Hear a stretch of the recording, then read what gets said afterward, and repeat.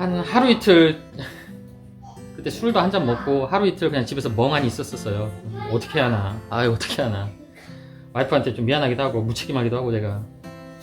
그러면 그냥 버티고 거기서 그냥 계속 일을 했었어야 했나. 제가 일할 자리가 없고 그냥 나가라고 말은 안 했지만 설마 내가 거기서 계속 버티고 있었으면 진짜 나를 쫓아냈겠나. 그 한국 사장님인데 그래도 아마 잘렸을 거예요 근데.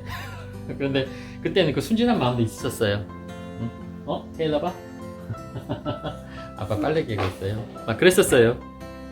그래가지고 이제 집에 와가지고 주변에 또 한국 분들이 운영하는 식당들을 한번 알아봤어요. 그 신문을 보니까 한국 분들이 운영하는 식당들이 몇 개 있더라고요. 그래서 전화로 다 돌렸어요. 전화로 다 돌려가지고 보니까 스시 가게가 있더라고요. 이제 한 식당에서는 내가 일을 못하겠구나. 여기는 내가 나하고 좀 안 맞는구나. 그래서 스시 가게를 전화를 해서 갔더니 또 거기도 한국 사람들 많이 또 선호하더라고요. 그리고 가자마자 또 취업이 됐어요. 그래서 이제 거기서부터는 제가 이제 스시를 배운 거예요. 스시 만드는 것을. 근데 이제 뭐 한국처럼 말하는 뭐 특별한 이렇게 막 이런 막 그런 것보다도요. 한국 스시 가게는 미국에서 있는 한국 분들이 운영하는 스시 가게는 이렇게 롤을 많이 만들어요. 롤을 많이 만들어서 손님들한테 주는 거니까 거의 공장 비슷해요. 그러니까 쉽게 말해서 정말 롤을 많이 만들 때는 주말에 우리가 김 나가는 개수로 따져보면 몇백 개, 거의 1000개 가까이 만들 때도 있더라고요. 그러니까 쉽게 말해서 스시 만드는 사람 한 4명이서 막 1000개 가까이 만들어요. 그러니까 뭐 기술이 막 는다고 하기보다도 그냥 공장같이 막 계속 김밥만 많은 거예요. 김밥. 쉽게 말해서. 거기서 김밥 만드는 일을 한 2년 동안 했습니다. 2년 동안.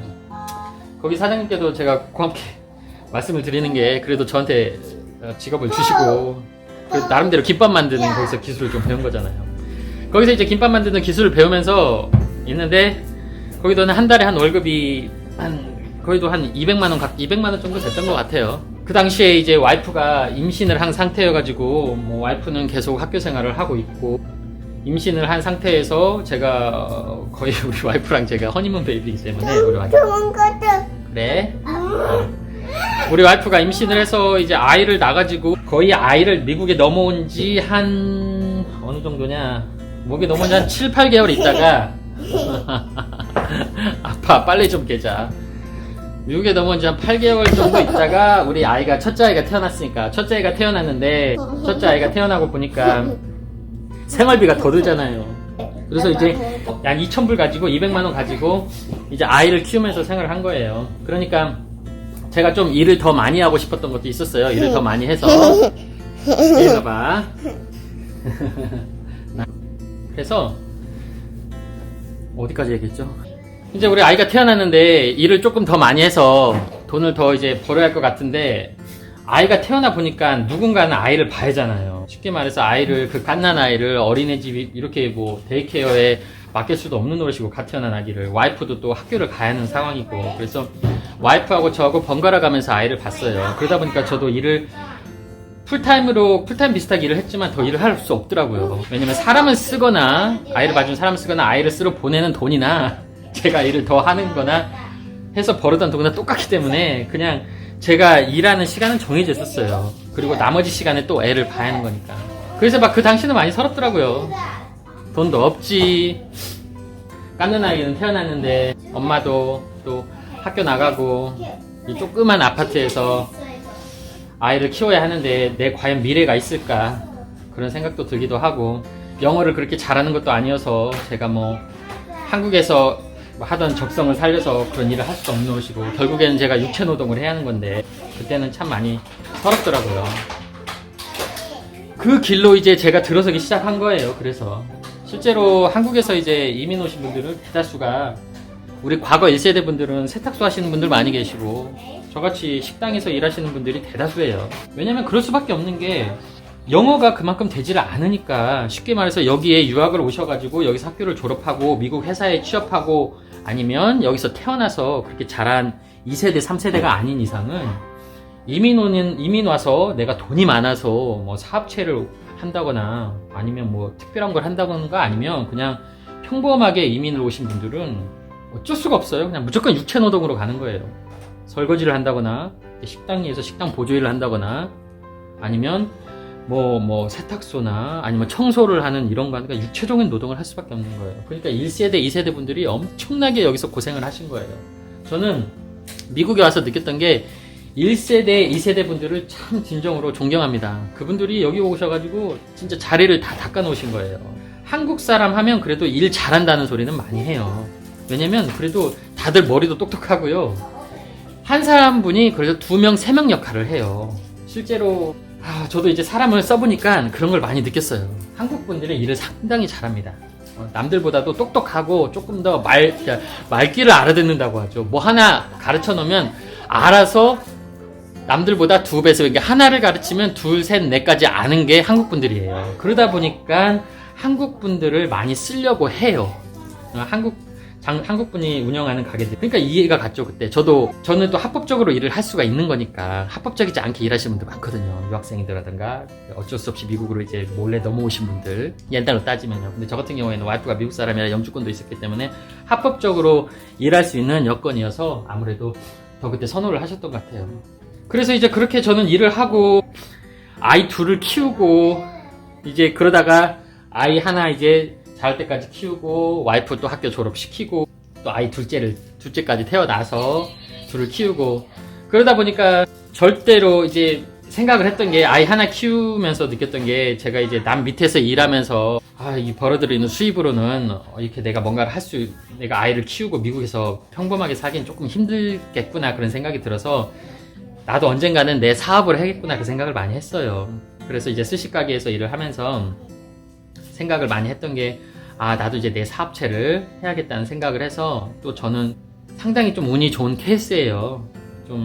제가 같이 사업을 운영하는 친구가 있는데, 동생이 있는데, 그 친구가 이 사업적인 능력이 상당히 뛰어나요. 그 친구도 미국에 넘어온 지 오래됐는데, 그 친구하고 어떻게 잘 만나서 또 얘기가 잘 돼서, 저는 그 친구하고 같이 스시를 하던 그 친구하고 동업을 해서 제 스시 가게를 오픈을 했는데, 그게 조금은 좀 잘 됐어요. 처음에 힘든 순간들도 많이 있었는데 잘 돼서 지금은 한 8년 정도 지난 지금은 어느 정도 이제 자리를 잡은 상태인데, 그냥 제가 오늘 개면서 했던 드리고 싶은 말씀은 그거예요.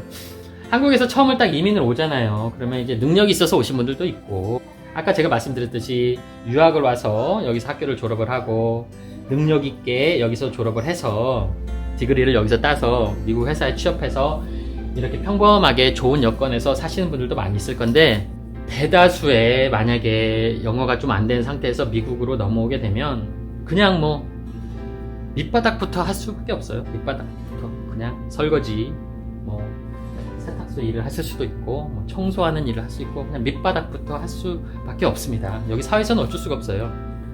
한국에서 대학원을 졸업했다, 대학교를 졸업했다, 아무 의미 없습니다. 여기 와서는. 그리고 한국에서 내가 잘 나갔다, 어떤 갔다, 그런 거 아무 의미 없어요. 쉽게 말해서 뭐냐면, 이것은 인종차별 이런 것도 아니고요. 멕시코에서 막 넘어온 애들 많아요. 여기 불체자들. 멕시코에서 넘어온 애들 있는데 20살짜리 애가 있어요. 얼마나 체력 좋아요. 막 설거지를 해도 막 날라다닙니다. 체력이 막 좋으니까. 걔네들은 시간당 9불, 10불, 11불, 지금 이제 평균 최저임금이 12불 됐는데 돈 적게 줘도 일 정말 열심히 해요. 그런데 제가 한국에서 막 넘어왔어요. 저 같은 경우에.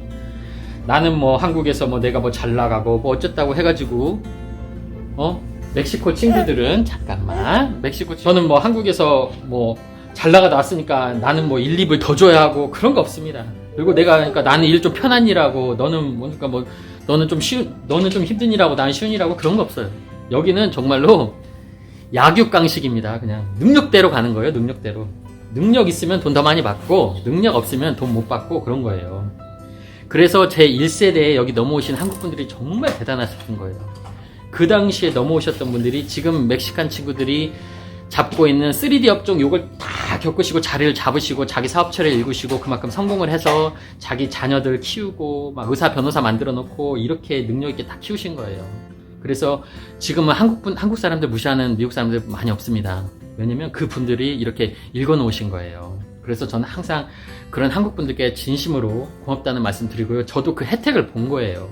미국에 이민 와서 그분들이 고생하셔서 읽어놓은 그런 평판이라던가 이걸 깔아놓은 이런 것들을 저도 혜택을 본 거죠. 하다못해 여기 와서도 한국 식당에 바로 취업을 할 수가 있었던 거였잖아요. 그런 분들이 일어놓으신 거니까. 그러니까 제가 또 그런 부분은 고맙게 생각을 합니다. 그래서 제가 드리고 싶은 말씀은 우선은 미국에 저 한번 살아보고 싶다. 나는 뭐 내가 영어도 안 되고 내 능력도 안 되는데 요즘에 뭐 헬조선 하니까 나도 미국에서 한번 살아보고 싶다 하는 분들은 마음을 단단히 잡으셔야 돼요. 단단히 잡으셔서 여기서 밑바닥부터 시작해야 한다고 생각하시고 넘어오시면 그래도 기회는 있습니다. 이날은. 왜냐? 능력 위주예요. 능력 위주. 직업의 귀천 그런 거 조금 적습니다. 귀천도 있긴 있지만 한국처럼 이렇게 좀 크진 않아요. 그러니까 능력제예요. 능력제. 처음에는 내가 구글 받다가 조금 일 잘하면 10불, 11불, 12불, 15불, 20불 자기 능력에 따라 쭉쭉 올라가는 거예요. 능력에 따라서 가격은 쭉쭉 올라가기 때문에 정말로 자기가 한 몇 년 고생해서 내가 좀 여기서 기술을 쌓아서 밑바닥부터 그냥 뭐 설거지가 됐든 뭐 스시 만드는 게가 됐든 주방에서 일을 하든 뭘 하든 능력만 쌓으시면 충분히 자기 능력을 발휘할 수가 있고 자기 사업체 같은 것도 해보실 수가 있고 그런 기회는 생기는 나라예요. 대신에 처음에는 무지 힘들다는 거죠. 왜냐면 밑바닥부터 해야 하는 거니까. 근데 한국도 마찬가지잖아요. 그렇게 따지면 한국도 힘들잖아요. 근데 한국은 기회가 얼마나 주어질지 모르겠어요. 근데 한국보다는 조금 기회가 더 주어지는 땅이긴 해요. 이 나라가. 그러면 이제 빨래를 이제 개면서 이런저런 얘기를 좀 해드렸는데 뭐 제 얘기를 하다 보면 3박 4일을 해도 부족해요. 뭐 간단하게 한번 그냥 개요로 제가 뭐 간단한 살아온 얘기를 좀 해드렸는데 이런 얘기들은 에피소드들 하나하나 여기 뭐 에피소드들이 너무 많아요. 미국에 살아왔으면서 내가 뭐 어떤 말도 안 되는 벌어졌던 일들 한국보다도 한국에서 느끼지 못했던 좀 즐거운 것들도 있고요. 그런 것들이 있으니까 제가 한번 하나하나씩 여러분들께 얘기를 해드리도록 할게요. 오늘 빨래 개면서 이런저런 얘기를 했는데 빨래 거의 다 갰습니다. 아이고 빨래 개는 게 세상에서 제일 힘든데 쉽지가 않아요. 빨래 거의 다 갰어요. 빨래 거의 다 갰어요. 예. 그러면 오늘은 또 빨래를 개면서 에피소드를 좀 얘기를 해드렸어요. 너무 또 부정적인 얘기만 해드렸나. 근데 또 즐거운 얘기들도 있고요. 너무 또 지옥 같다고 계속 그런 얘기만 한 것 같은데 또 행복했던 순간들, 행복했던 이야기들도 있어요. 그러니까 다른 또 스토리 이야기도 다음에 한번 해보도록 하겠습니다. 빨래를 갤 때마다 하나씩 스토리를 좀 만들어야겠어요. 나름대로 좀 재밌네요. 빨래 개면서 하니까 시간도 잘 가고 빨래도 금방 개지는 것 같고. 그러면 전 또 다음 영상에서 찾아뵙도록 하겠습니다. 살림하는 뷰아빠 JT였습니다. 감사합니다. 보셨다면 좋아요, 구독 부탁해요.